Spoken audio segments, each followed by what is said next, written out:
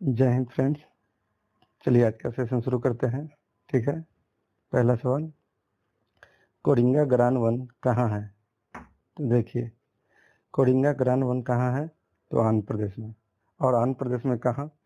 तो काकीनाडा में। ठीक है, यहाँ पर कैसे वन पाए जाते हैं? तो मैंग्रोव वन पाए जाते हैं। ठीक है, ये भी ध्यान रखिएगा। और मैंग्रोव शब्द की उत्पत्ति कहाँ से हुई थी? तो दक्षिण अमेरिका की एक आदिवासी भाषा थी, जो कौन सी? गुरवानी भाषा, इसी से इसकी उत्पत्ति हुई है। ठीक है, ये भी ध्यान रखिएगा। तो हमारा सही जवाब क्या हो जाएगा? आंध्र प्रदेश। ठीक है, चलिए नेक्स्ट सवाल, राजस्थान में जहांगीर का महल कहाँ है? तो देखिए, राजस्थान में जहांगीर का महल कहाँ है? तो पुष्कर में, पुष्कर सरोवर के पास। ठीक है, तो हमारा सही जवाब क्या हो जाएगा? पुष्कर। ठीक है, चलिए नेक्स्ट सवाल, जिस मुगल सम्राट ने फारसी में आत्मकथा लिखी थी उसका क्या नाम है? ठीक है, तो देखिए, मुगल काल में किस किसने अपनी आत्मकथा लिखी थी? तो बाबर और जहांगीर ने। ठीक है, बाबर की आत्मकथा का क्या नाम था? तो तजुके बाबरी। और यह किस भाषा में थी? तो तुर्की भाषा में। ठीक है, ये भी ध्यान रखिएगा। जहांगीर दोनों भाषाएं जानता था। ठीक है, फारसी और तुर्की। और उसकी आत्मकथा का क्या नाम था? तो तजुके जहांगीरी, जो किस भाषा में थी? तो फारसी भाषा में थी। ठीक है, ये भी ध्यान रखिएगा। और इसने शुरू के 7 साल खुद लिखा था और उसके बाद अन्य लोगों से लिखवाया था।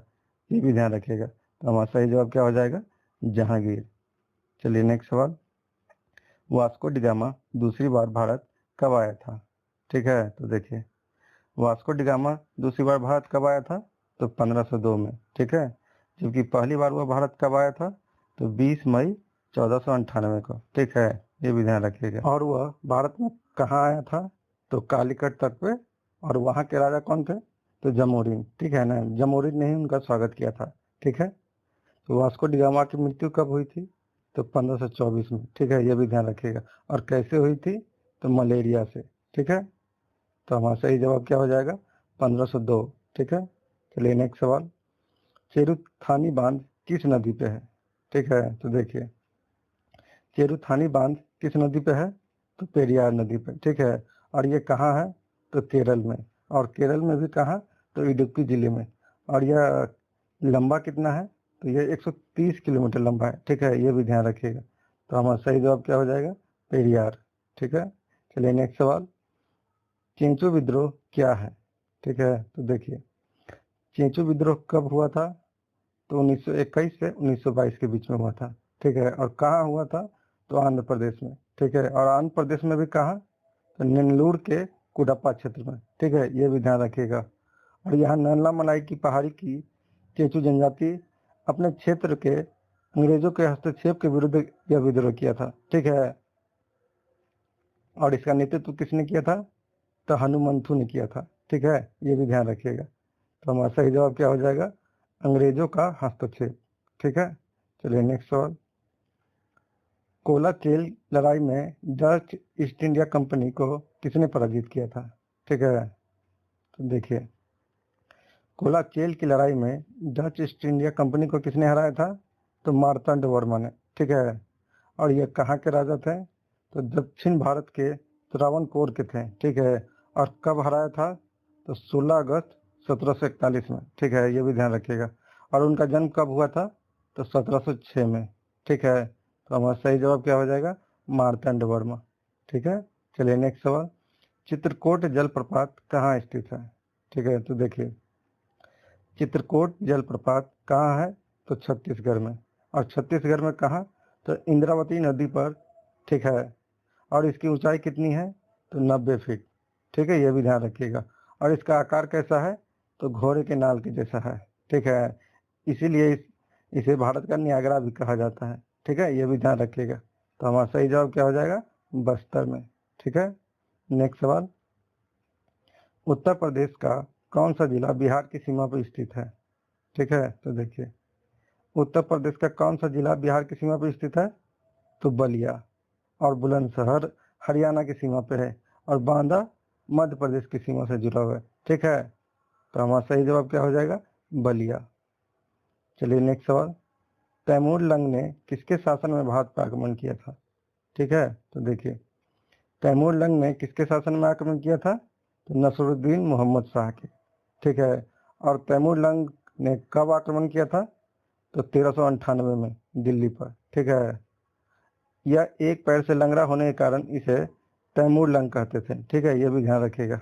और 15 दिन तक दिल्ली में रहने के बाद तैमूर वापस चला गया था, ठीक है, और खिज़्र खां को राज्यपाल बना दिया था, ठीक है, ये भी ध्यान रखिएगा। तो हमारा सही जवाब क्या हो जाएगा? नसरुद्दीन महमूद शाह। चलिए नेक्स्ट सवाल, जाग्रोस पर्वत कहाँ है? ठीक है, देखिए जाग्रोस पर्वत कहाँ है? तो ईरान में, और यह ईरान, इराक और दक्षिण पूर्वी तुर्की के बीच में पर्वत श्रृंखला है, ठीक है। इस पर्वत श्रृंखला की कुल लंबाई कितनी है? तो 1600 किलोमीटर, ठीक है। जाग्रोस पर्वत उत्तर पश्चिम ईरान में शुरू होता है और दक्षिण पूर्वी तुर्की और उत्तर पूर्वी इराक को कवर करते हुए ईरान की पश्चिमी इस पर्वत की ऊंचाई कितनी है? तो 4409 मीटर, ठीक है, ये भी ध्यान रखिएगा। तो हमारा सही जवाब क्या हो जाएगा? ईरान में। चलिए नेक्स्ट सवाल, सुदर्शन झील किसने बनवाया था?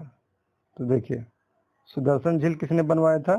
तो चंद्रगुप्त मौर्य के प्रांतीय शासक पुष्यगुप्त ने, ठीक है। सुदर्शन झील कहाँ है? तो गुजरात के गिरनार में, ठीक है, ये भी ध्यान रखिएगा। तो हमारा सही जवाब क्या हो जाएगा? पुष्यगुप्त, ठीक है।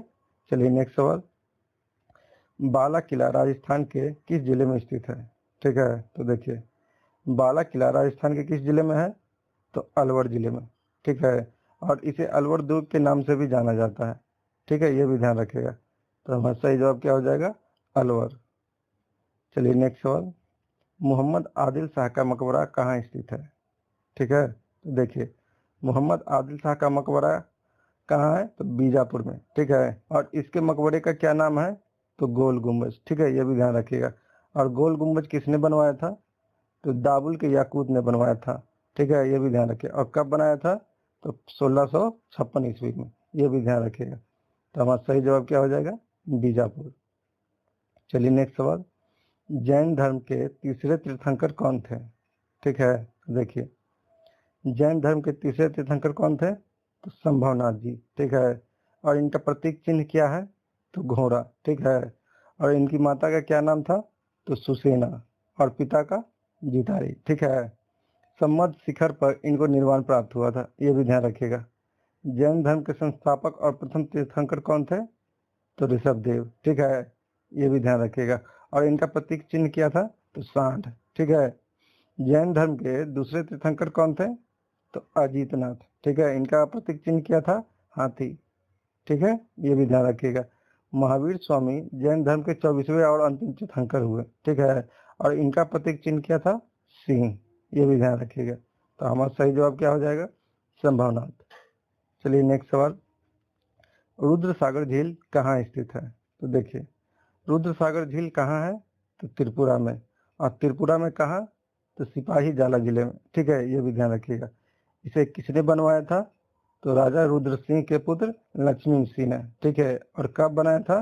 तो 1773 ईस्वी में अपने पिता की याद में बनाया था, ठीक है।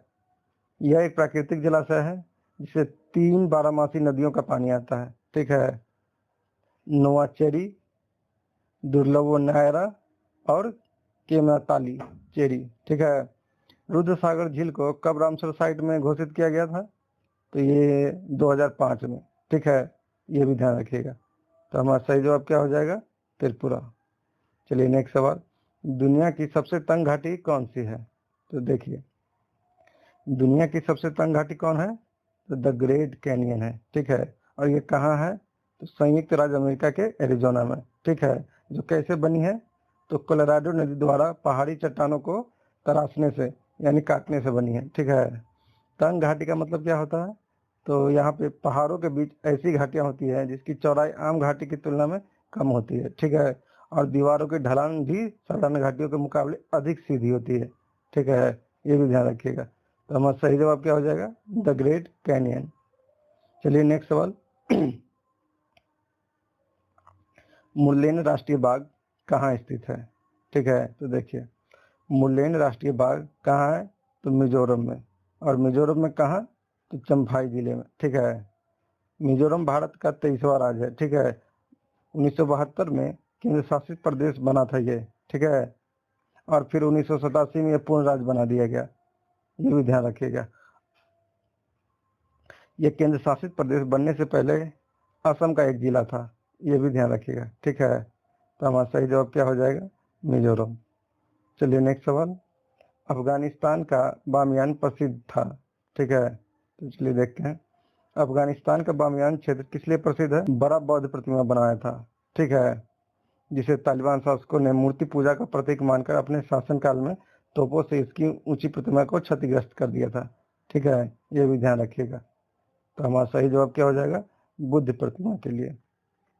चलिए नेक्स्ट सवाल, क्षेत्रफल की दृष्टि से दक्षिण भारत का सबसे बड़ा राज्य कौन सा है?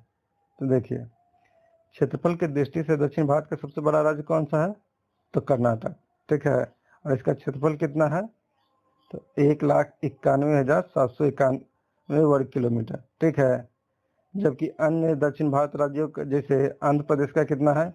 तो 1,60,205 वर्ग किलोमीटर, ठीक है। तमिलनाडु का कितना है? तो 1,30,058 किलोमीटर, ठीक है।